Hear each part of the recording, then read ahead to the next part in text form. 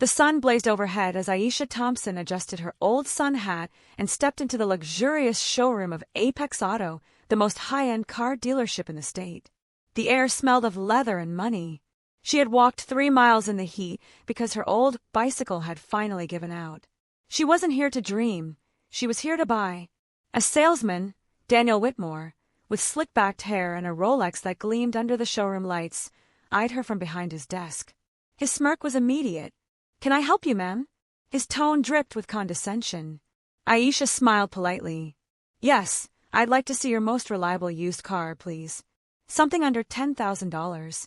Daniel let out a short laugh. "Used? Ma'am, this is Apex Auto.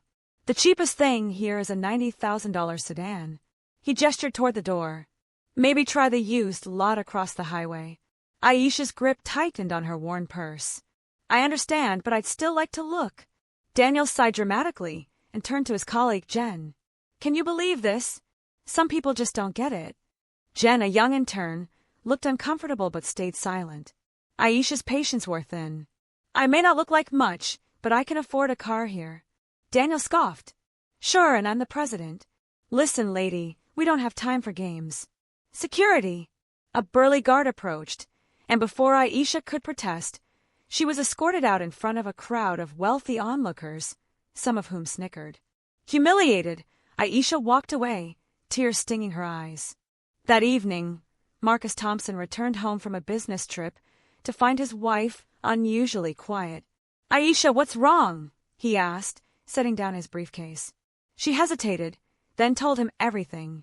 Marcus's expression darkened. He was a self-made millionaire who had built his empire from nothing, a man who hated arrogance, especially toward those who had less. He pulled out his phone. "Don't worry, love. I'll handle it." Aisha frowned. "Marcus, it's not worth it." "Oh, it absolutely is."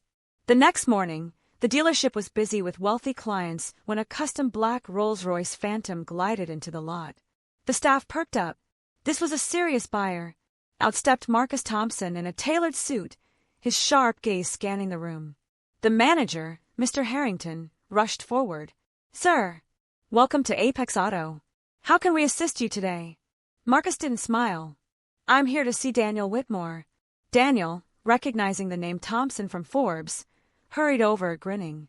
"Mr. Thompson, an honor. What can I? You threw my wife out yesterday." Daniel's smile vanished. Just then, the Rolls-Royce's door opened again, and out stepped Aisha, now dressed in an elegant designer dress, her hair styled, confidence radiating from her. The entire showroom froze. Marcus wrapped an arm around Aisha. "You judged her for her clothes. You humiliated her in front of everyone." His voice was ice. "Now, let's see how you like being embarrassed." He turned to Mr. Harrington. "I'll take that one." He pointed to the $1.5 million limited edition Bentley. Daniel's eyes lit up. This was the biggest commission of his career. But then Marcus added, "But not from him." He pointed to Jen, the intern who had looked uncomfortable the day before. "She gets the sale." Jen's jaw dropped. Daniel turned red. "Mr. Thompson, please." Marcus cut him off. "Oh, and one more thing." He looked at Mr. Harrington. "Fire him, or I take my business and my entire network's business elsewhere." The manager didn't hesitate. "Daniel, pack your things." As Marcus and Aisha drove off in their new Bentley, she shook her head. "You didn't have to go that far." He grinned. "Yes, I did. The world needs more people like you, Aisha, and fewer like him." And as you, the viewers of Sunny Spot, can guess, back at the dealership, Jen was promoted. Daniel, he was last seen applying for a job at the used car lot across the highway. And Aisha? She still drove her old car most days, because true wealth isn't about what you own, but about the kindness you show. Never judge a book by its cover. Arrogance loses opportunities, but kindness, that's priceless,